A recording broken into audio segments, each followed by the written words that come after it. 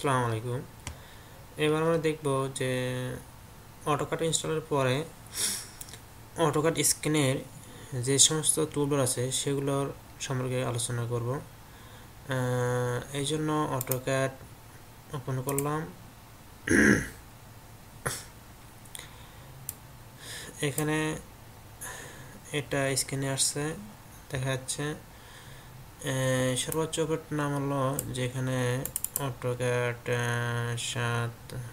2007 লেখা আছে, এটাকে বলা হয় টাইটেল বার, অর্থাৎ এখানে আপনার ড্রয়িংয়ের নাম কীভাবে এটা দেখা যাবে। তারপরটা হচ্ছে মেনু বার, এখানে file, edit, view, insert, format, tools, draw, dimension, modify window, help, এগুলো আছে। তারপর আছে স্ট্যান্ডার্ড টুলবার, এটার নাম হলো স্ট্যান্ডার্ড টুলবার, ড্রাগ করে আমি নিচে দিয়ে আসতেছি। এখানে স্ট্যান্ডার্ড টুলবারে দেখা যাচ্ছে যে প্রথমে আছে কুইক নিউ, যদি আমরা নতুন কোনো ফাইল নিতে চাই বা নতুন কোনো ফাইলে ড্রয়িং অন করতে চাই, সেক্ষেত্রে কুইক নিউ ক্লিক করলে নতুন পেজ ওপেন হবে। এরপর হচ্ছে ওপেন, আমরা যদি কোনো কাজ করে থাকি সেটাকে যদি ওপেন করতে চাই এখান থেকে ক্লিক করে আমরা সিলেক্ট করে দিলে সেটা চলে আসবে। তারপর আছে সেভ, ফাইলকে সেভ করতে হলে এখানে ক্লিক করতে হবে অথবা কন্ট্রোলের চাপে সেভ করতে হবে। তারপর আছে আপলোড, অর্থাৎ যে ডকুমেন্টটা করছি সেটাকে যদি প্রিন্ট করতে চাই এখানে ক্লিক করার মাধ্যমে বা কোন করার মাধ্যমে এটা প্রিন্ট হবে আর কি। তারপর হচ্ছে প্রিন্ট প্রিভিউ বা আপলোড প্রিভিউ, আমরা যে ডকুমেন্টটা করছি আর কি সেটাকে প্রিভিউ দেখতে চাইলে এখান থেকে করতে হবে। এখানে আরও অনেকেই আছে, যেমন কার্ড আছে, কপি পেস্ট, ম্যাচ ফরওয়ার্ড। এখানে যেটা দেখাচ্ছে এখানে ম্যাচ ফরওয়ার্ড, এটার কাজ মূলত ভালোই বলা চলে আর কি, সেটা পরে নেক্সট লেসনে দেখাবো। তারপর আছে ব্লক এডিটর, কোনো ব্লককে যদি এডিট করতে চাই এখানে ক্লিক করে সেটাকে এডিট করতে হবে। আনডু, রিডিউ, ফ্যান আছে, জুম রিপ্লাইজ আছে, জুম উইন্ডো, জুম প্রিভিউ, এগুলো আর কি। এটাকে বলা হয় স্ট্যান্ডার্ড টুলবার। এটা আমরা ড্রাগ করে আবার পূর্ব অবস্থায় ফিরে নিয়ে যাচ্ছি এখানে সাজিয়ে রাখার জন্য। তারপর আছে আপনার এটাকে বলা হয় টেক স্টাইল, আমরা কোন স্টাইলে কাজ করব, যেহেতু এটা ডিফল্ট অবস্থায় আছে, কোনো কিছু করা হয় নাই। তারপর আছে ডাইমেনশন, এটা ডাইমেনশন স্টাইল বলা হয়, এখানে আমরা কোন ডাইমেনশন স্টাইলে কাজ করে এখানে সেটা শো করবে। টেবিল স্টাইল কন্ট্রোল এখানে শো করবে কাজ করার সময়। তো এর নাম হলো ডাইমেনশন স্টাইল, আমরা ড্রাগ করে টুলবারটাই নিচে দিয়ে আসবো, এটার নাম হলো স্টাইল বলা হয়। এটা আমরা পূর্বাবস্থায় নিয়ে রাখতেছি আর কি। তারপরে যেটা আছে এটাকে বলা হয় প্রপার্টিস টুলবার, এখানে আমরা দেখতে পাচ্ছি যে লেখা আছে প্রপার্টিস। এখানে আছে বাই লেয়ার, আমরা যে কালার দ্বারা কোনো লাইন ড্র করব সেটা একটা সিলেক্ট করে দেওয়ার পরে সেটা ড্র করলে হবে, সেই রকম কালার ধারণ করবে। তারপর আছে লাইন টাইপ কন্ট্রোল, আমরা যদি কোনো প্রকার লাইনের যে কোনো প্রকার লাইন দিতে চাই এখান থেকে সিলেক্ট করে দিতে হবে। এখানে যদি পছন্দ না হয় আর কি সেক্ষেত্রে লোডে ক্লিক করতে হবে। এখান থেকে দেখা যাচ্ছে যে বিভিন্ন প্রকার hidden line, dotted line, zigzag line, এগুলো যেটা দরকার সেটা আমি যদি ধরেন জিগজ্যাগে ক্লিক করলাম, করার পরে ওকে বানানো ক্লিক করব। এখানে দেখা যাচ্ছে যে যেটা সিলেক্ট করে দিলাম সেটা এসে গেছে।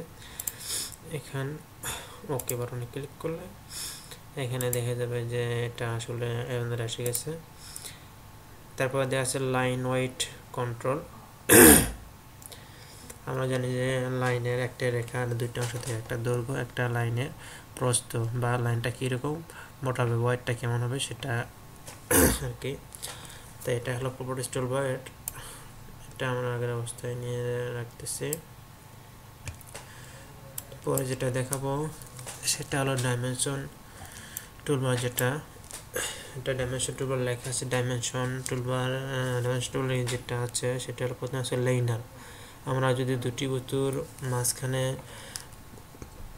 পরিমাপ দেখাতে চাই এই জন্য এই লাইনের কমান্ডটা ব্যবহার করতে হবে বা টুলসটা ব্যবহার করতে হবে।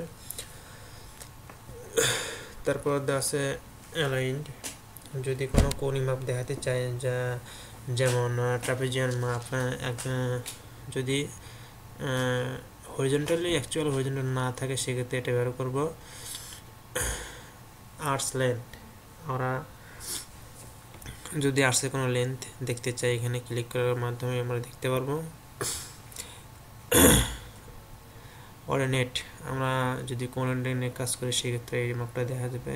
আচ্ছা, রেডিয়াস, কোনো বৃত্তের বা সার্কেলে যদি ব্যাসার্ধ দেখতে চাই সেক্ষেত্রে এটা ক্লিক করার মাধ্যমে আমরা দেখতে পারবো যে কতটুকু বৃত্তের ব্যাসার্ধ আছে আর কি।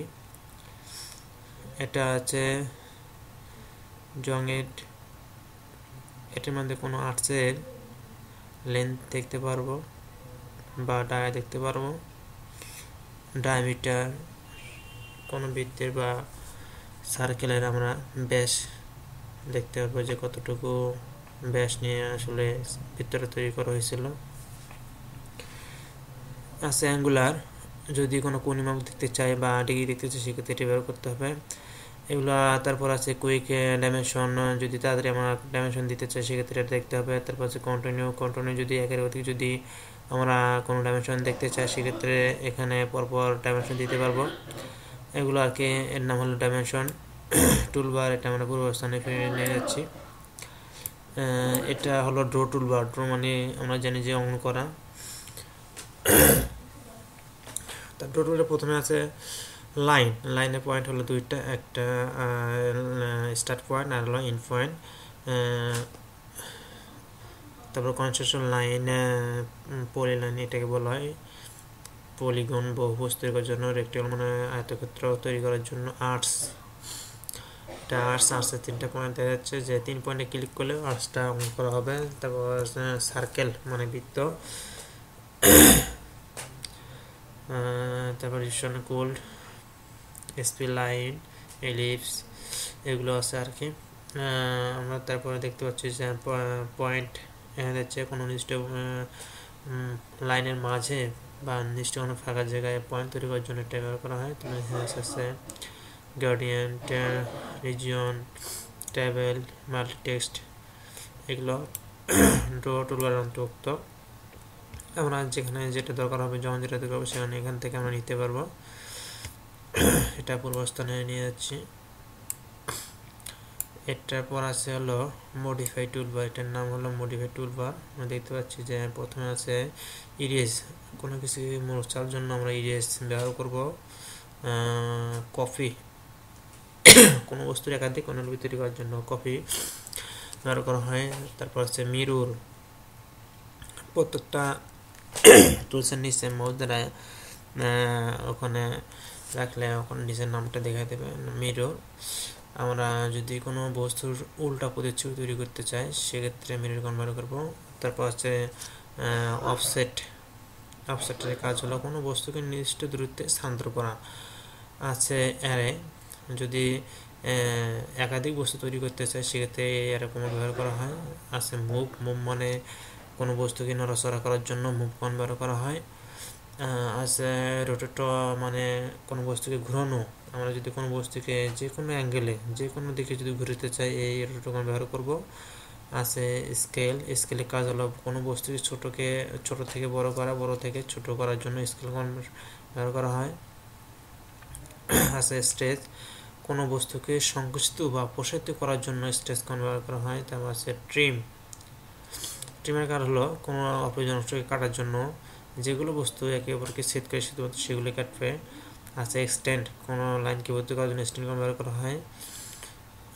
ব্রেক পয়েন্ট, কোনো একটা সরলাকার বা আয়তক্ষেত্রের মধ্যবিন্দুতে বা যে কোনো পয়েন্টে পয়েন্ট তৈরি করার জন্য এটা ব্রেক অ্যাট পয়েন্ট ব্যবহার করা হয়। আছে ব্রেক অত যদি কোনো রেক্টাঙ্গুলার মাঝে আমরা লাইনকে ভাঙতে চাই সেক্ষেত্রে ব্রেক ব্যবহার করতে হবে। জয়েন্ট, একের অধিক বস্তুকে জোড়া দেওয়ার জন্য এই জয়েন্ট কমান্ড ব্যবহার করতে হবে। আছে চেম্বার, কোনো আয়তক্ষেত্রের কর্ণকে সোজা মানে কৌণিক ভাবে দেখানোর জন্য এটা ব্যবহার করা হয়। আছে ফিলেট, যদি কোনো আয়তক্ষেত্রের কর্নারকে গোলাকার রূপে পরিণত করতে চায় সেক্ষেত্রে এটা ফিলেট ব্যবহার করা হয়। এরপর আছে এক্সপ্লোড কাজ হলো কোনো বস্তুকে ভাঙানোর কাজে ব্যবহার করা হয়, যেমন ব্লককে ভাঙানো, আয়তক্ষেত্রে ভাঙানো, একাধিক বস্তুকে একটা বস্তুকে ভেঙে একাধিক বস্তুতে পরিণত করার জন্য এই এক্সপ্লোড কমান্ড ব্যবহার করা হয়। এটা রাখলাম। এরপর যেটা আছে এটা ইনকোয়ারি যেটা বলা হয়। তা প্রথমে যেটা আছে সেটা হলো ডিস্টেন্স।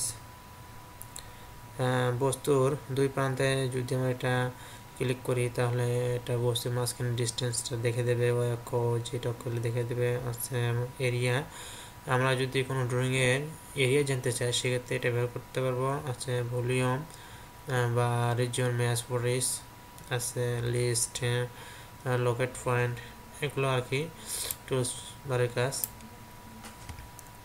তা মূলত আমাদের যেগুলো বেশি জানতে হবে, সচরাচর যেগুলো কাজে লাগবে, এগুলোই এই মোটামুটি এই 4-5টা টুলবারের কাজগুলো আমাদের জানলেই চলবে। তারপরে যদি বেশি যখন প্রফেশনাল হব আর কি তখন অন্যান্য কাজগুলো জানবো। তো এখন দেখব যে